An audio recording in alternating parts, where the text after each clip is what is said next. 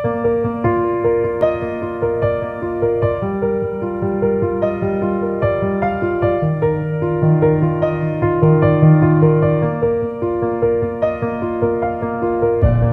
everybody. This is Mama Cheryl, and this is Meet the Fam.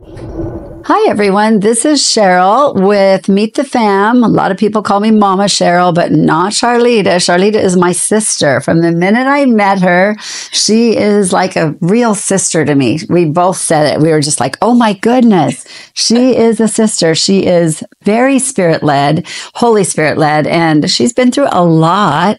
And today we're going to hear some of her life story and some of the amazing things that God has taught her along her journey. So I'm just excited for you all to get to meet Sharleta. She has a wealth of knowledge from everything she's walked through.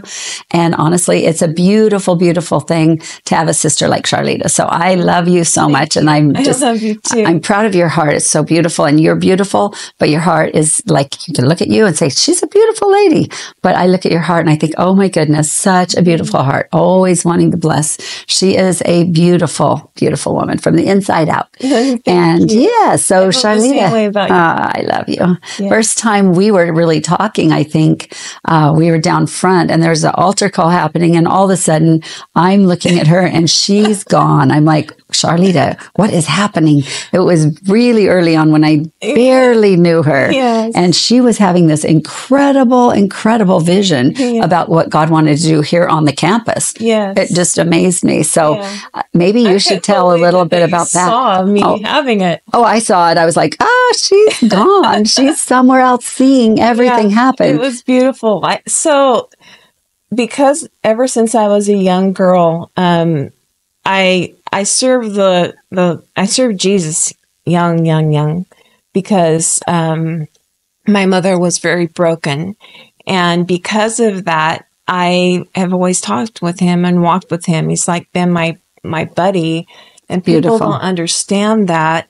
And so when you talk with the Lord more and Jesus, and I look at the Holy Spirit as the heart of God.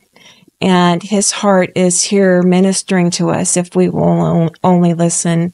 True. And so we hadn't been coming here for very long. And I'd gotten called to come help pray. And so I'm not a member of the church. I hadn't been.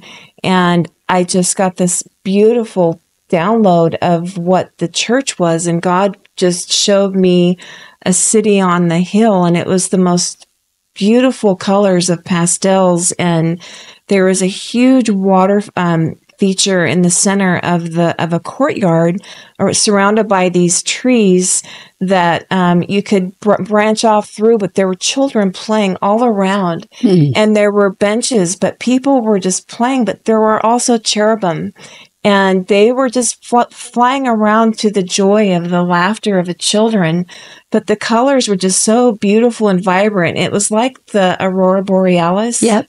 How it just flowed in and out. And it was just so tranquil. But it just kept saying, the Lord kept saying, this is a city on a hill. And I would call it a little piece of heaven, because really that is what you're describing. That's the joy and the bright colors. I'm like, yay! So but a city on a hill is what he called it. So I probably should call it that. It's beautiful. But it was like a piece of heaven too, though, because I've been able to visit there also. That's awesome. And it feels the same way. It's just beautiful. The joy of a child. And that's so much what Jesus wants us to be like. It's so true. And it's part of humbling yourself enough that you just look at things simply and don't try to over process them, and be that child that he created you to be. And kind of how old. Right. Kind of like, unless you become like a child, you can't enter the kingdom. It's so true. It's the verse. That's what it says. Fact. And it's like breaking everything down and being simple. Yeah. And that's how I think that's how come we've connected so much. Yeah. Because we can hear at that level. Yeah. And it's a level of innocence. Yeah. Even though we've seen some really crazy stuff. Yeah. I still enter his peace that way.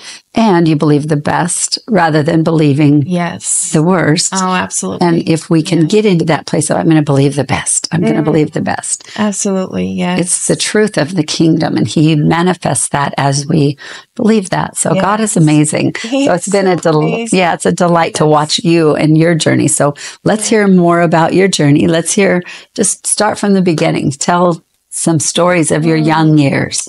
So, as a young girl, we did not have money. We lived at the end of a dirt road. It's called Modoc Street, but it used to be called Potato Flats because there was a potato field and everybody would harvest the potatoes.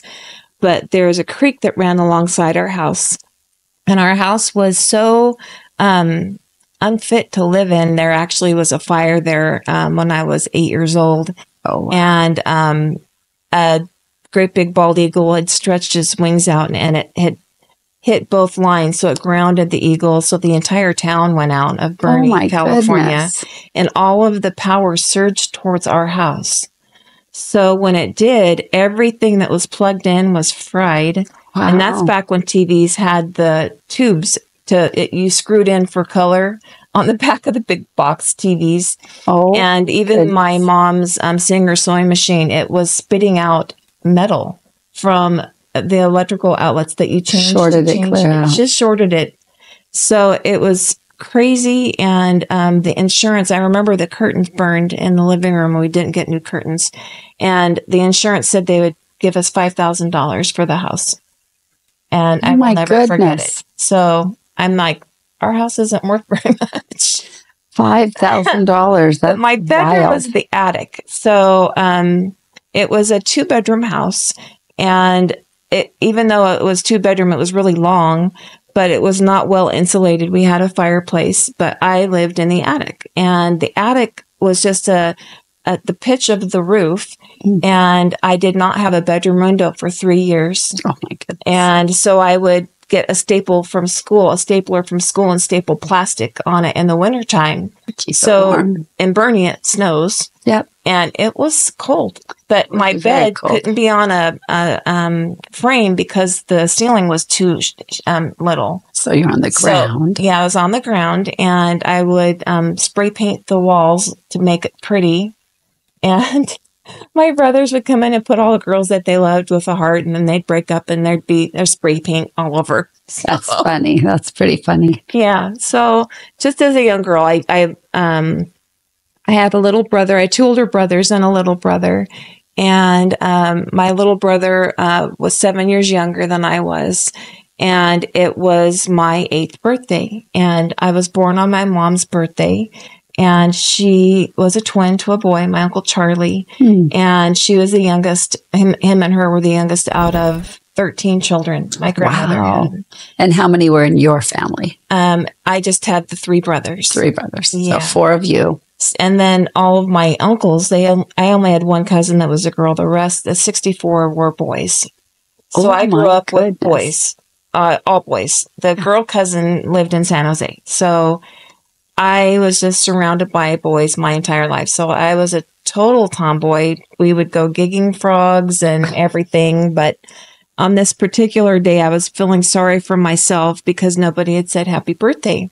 And so I remember thinking, how come my mom can't remember it's my birthday because it's hers too? Right. And she was in a chair in the living room crying, and I went out to the barn because I was so upset. So I was going to have some words with Jesus. So I went out there and I was crying, and there were dust mites in the old barn, and I could see the horses sniffing around. They thought I was going to bring hay, but I just remember as I was crying, I started speaking in a different language. Wow. And I got filled with the Holy Spirit on my 8th birthday. That is such a gift. What a gift. So I was giggling at first, and then these words started coming out. And I remember looking around in the hay, and I remember it was like I was drunk in the Spirit at 8.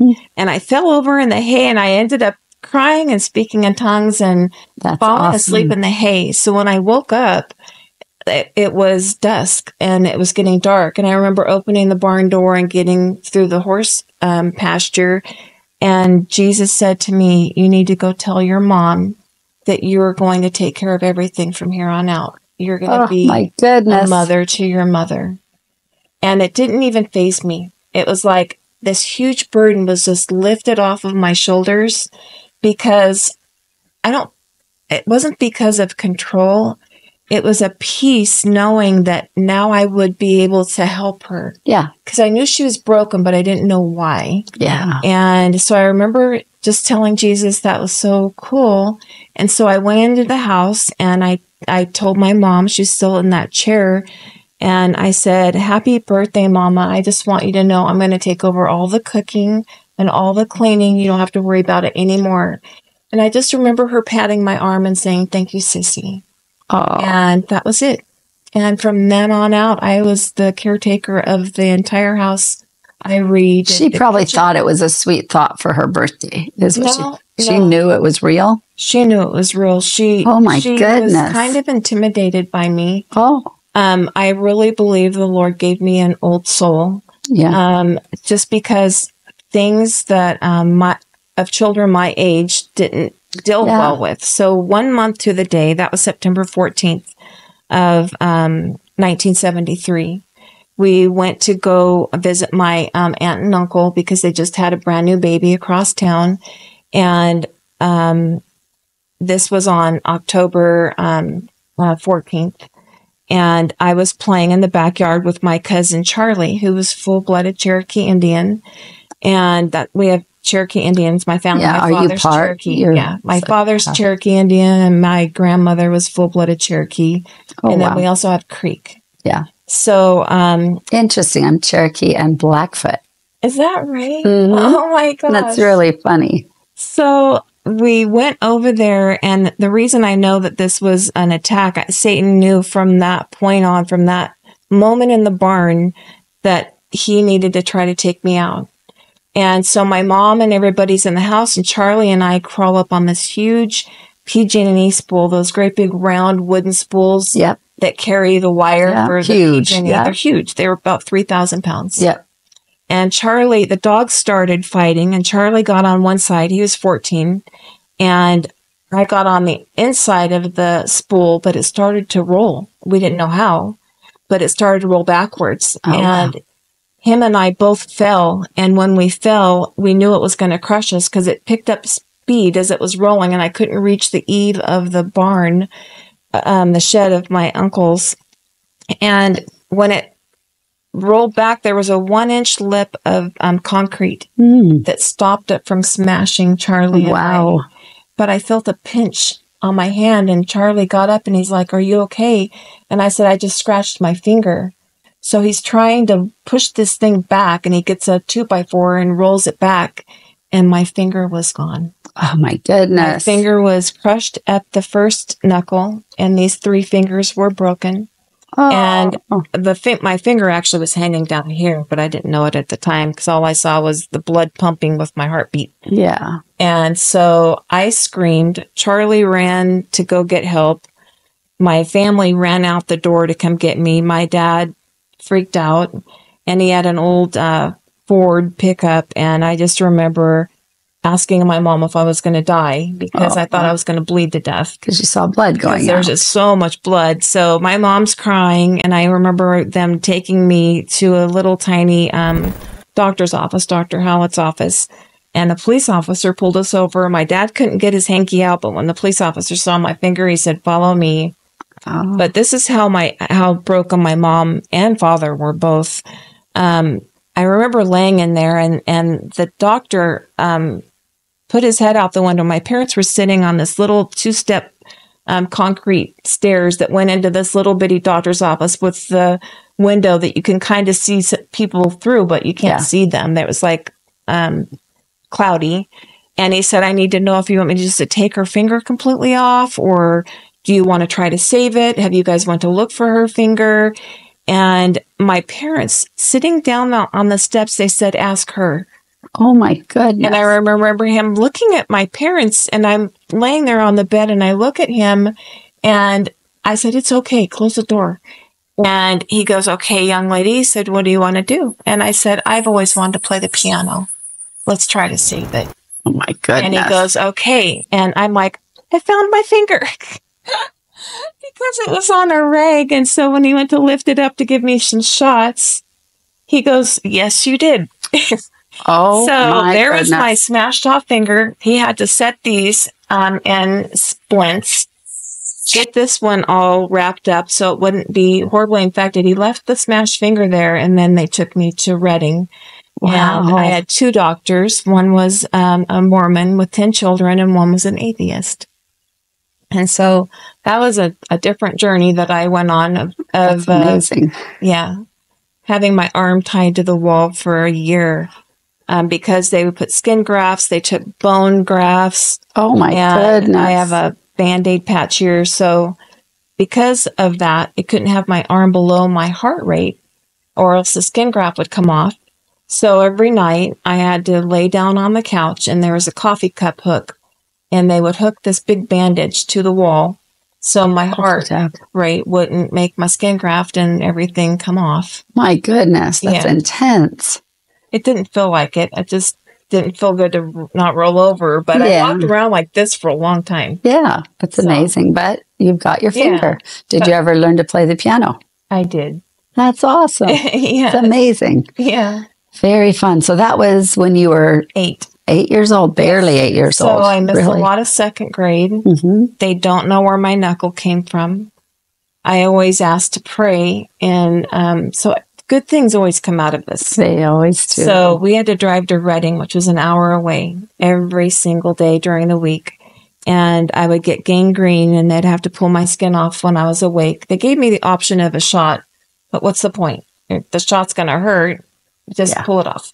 So I do remember screaming, but they would have to pull the wet gangrene off to get to the skin that was healthy. Wow. And I would always ask to pray as when the nurses wore their cute little hats. And the one doctor that was an atheist would be angry that I would ask to pray before they started cutting on me and put the ether on my face. Wow. And the Mormon doctor would chastise the atheist. And I just remember looking at the scared eyes of all the nurses around the bed thinking, oh my gosh. And I would say, I would pray over the atheist doctor and ask for a miracle so that he would know that Jesus was real. Oh, that's beautiful. And I would say, and out loud in front of all of them, he does not hurt my feelings. I think he's going to be a really nice man. Oh, that's pretty awesome. So it's pretty cool. Do you know what happened to him? He ended up accepting the Lord because at the end of this year, my mom cried a lot because we didn't have a lot of money and it took gas, even though it was like 27 cents a gallon. Yeah. Wow. Yeah, I know. It was during gas wars. I don't know what they were called. I think it was gas wars. Yeah. That's all I can think of. But I remember us riding to Reading. It was the last time that we were riding there. And an angel wasn't the first time I saw an angel. An angel was in the back seat. My mom was crying, and I was telling her it's going to be okay. It's going to be okay. And the angel said, "You don't have to go back for a year." And my mom's like, "We can't afford Sissy to keep driving to Reading." And I said, "Oh, we don't have to come back for a year." And she goes, "What makes you say that?" And it's a windy road. Yeah, and I said, "The angel just told me." And I remember my mother gripping the steering wheel, and she said, "What angel?" And I said, "The one in the back seat." And she goes, "Okay, Sissy." And I just remember her getting super quiet. She straightened up, stopped crying. We get to the doctor's office, and the other doctor was there with Dr. Vanessa. And they did the x-rays, and they're like, "We have no answer." And they were talking to my mom of where that knuckle came from. Wow, that's because beautiful. My real finger was crushed. Yeah, the whole finger. And the only thing I had was the skin graft and then the bone that they took out of my elbow. I had to wear this little tiny, it was like braces in the old days, but for my fingers so it wouldn't grow out curved. But they have no idea where the knuckle came from. And I remember that doctor patting my leg, and he said, "I've learned a lot about life through your eyes." Oh, that's awesome. And he said, "I'm going to miss you, but you don't have to come back for 1 year and 1 day." Oh, that's and my mom just started bawling. Oh, that's beautiful. So she's so thankful. So that is pretty awesome. Was that the first time you heard God say something and you told what you heard like that? Or It was the first really time an I'd angel? heard from an angel. Angel told you something and you told. And Yeah. I told my mom, I told you. But I said that the angel said a year. And so I had to share with the Mormon doctor, Dr. Vanessa, and then the other doctor. I never remembered his name. I just called him Grumpy. Wow. About the angel being in the back seat. And my mom's like, it's true. She told me on the way here, there's an angel in the back seat. That's awesome. We're just rereading the book Angels on Assignment by Roland Buck. I have that. It is a fabulous book. Anybody that's got questions about whether angels are interfacing, read the book, Roland Buck. And honestly, it's phenomenal. As we interface on earth like it is in heaven, wouldn't you expect in heaven that you can talk to angels? Of course. Of course you can. Yes. And Jesus said that was his desire, that it would be on earth like it is in heaven. Mm-hmm. And I know of two major revivals that they interfaced with the angels all the time. Angels sat at the board meetings and they would tell them, okay, this is what the enemy's trying to do. This is what you need to do. Yes. And so wouldn't it be fun to get to that point where we're all on earth like it is in heaven? I believe that's the will of God. And you've had a lot of, I believe that. I really feel like right now in the time that we're living in, Satan has been pushed out of his heaven and we have collided. And he's pushing it big time. We are going to start seeing manifestations like unbelievable to our naked eye. And the Lord just keeps really impressing on my heart. It's not what I see, but it's what I hear from him. Mm. So I can't respond in the natural to what's going on around me. Yeah. I've got to wait and be still and listen to what he lays on my heart on how to react. So important.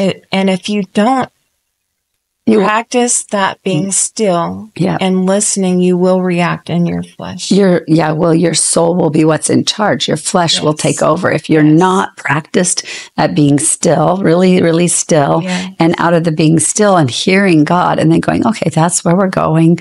Doesn't matter what all's going on down here. Don't look at the natural. Don't do it. And that Roland Buck book will talk about that a lot too. Yeah. It's really amazing because as we're walking this journey in union with God and the hosts of heaven, what an exciting thing to do, right? It's and so that's cool. the thing about your life. It really is a display of that coming and going. Yeah. It's pretty awesome. So it's hard to describe the spiritual realm because there aren't really words to describe God's grace and the things that he wanted, that he planned for us before the mistakes in the Garden of Eden.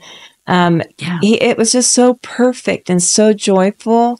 And the amazing thing is that I hear so much that even walking past strangers, I will pick something up and God will say, go back.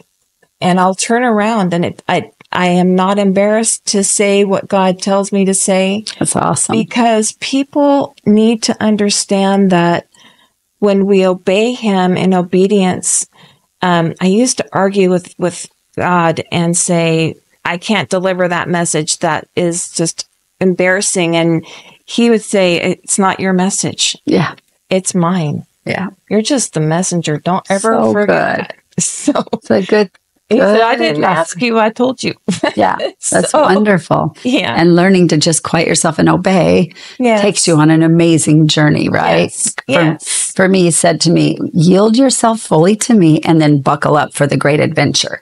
And really, very few people really, really yield and just say, God, you can have it all. You can have it all. Yes. This is about you. If we get there, life is exciting, wonderful, and amazing. So true. And that is your life, really. That's an explanation. Yep. Yeah. So tell us about your mom. How did your mom end up so wounded when she was just a little girl? You were a tiny girl and you could see she was so wounded still. And she would have been like 25 or something, 30. My mom was 21 when she had me. Okay. And so 29 when your birthday happened. Yes. Yeah. Yes. And so I didn't know about my mom's childhood until I was about 10.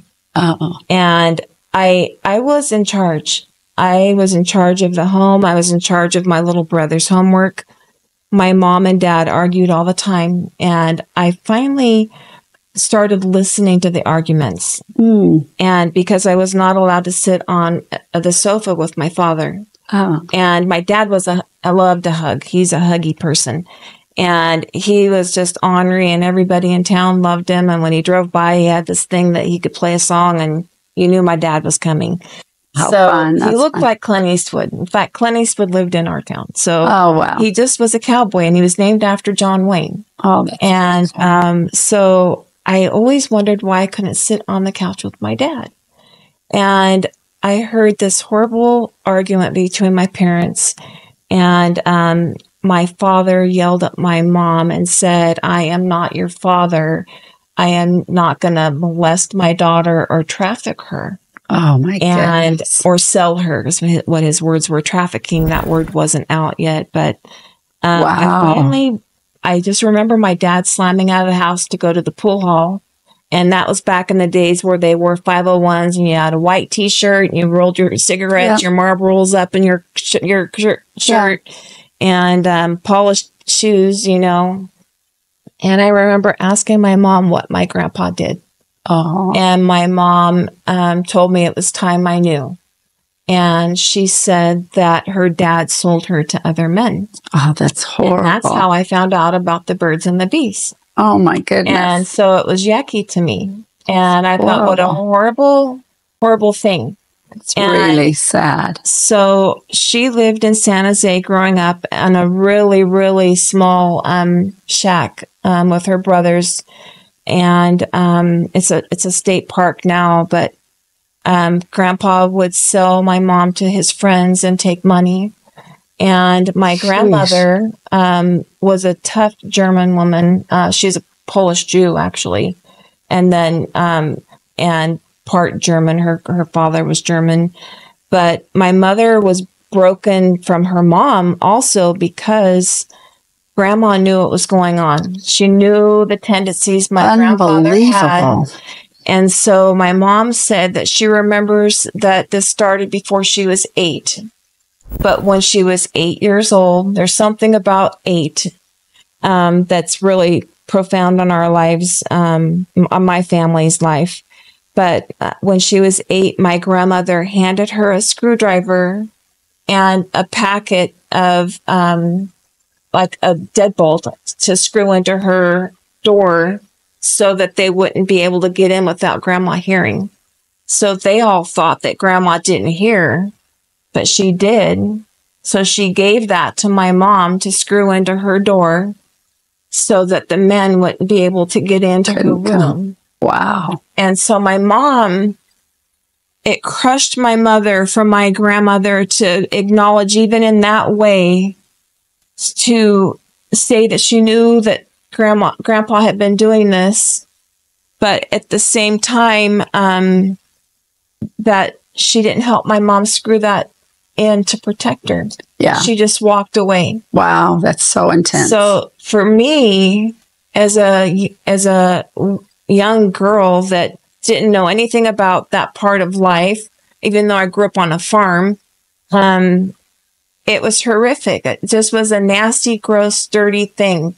And well, what happened to her was nasty, gross, and dirty, and that's what you heard about. That was the first thing you heard. So I went into full-on protection mode. I mean, I protected my mother from everything, and I ended up becoming an enabler, actually, to the whole household, because I made sure there was no reason to have a fight. Made sure that my dad's sweet tea was made every single day. We had shag green carpet. I'd go get the rake outside, make sure all those suckers were standing up straight, so everything was clean and perfect. Protect and make sure. Everything was done. And we were country. And my mom's apologized so many times, so heartbreaking. And she doesn't have to apologize.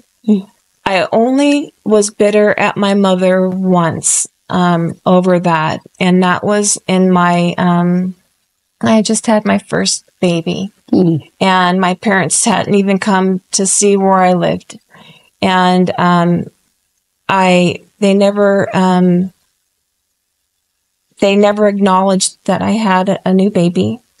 And I remember thinking how much I love this precious, innocent baby, and thinking about the horrors of my mom, and thinking, how could they have abandoned us? Yeah, that's true. That was the only time that I got bitter about not being able to be a little girl.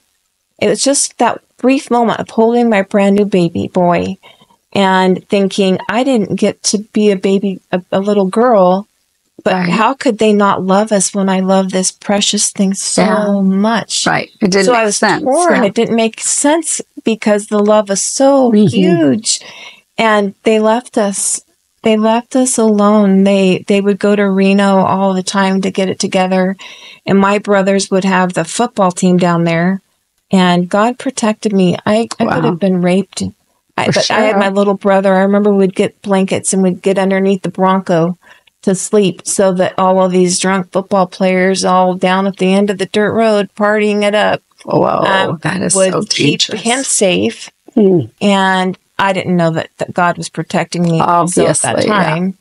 And because I was a tomboy, and so I acted like a tomboy. I didn't think of myself as a girl.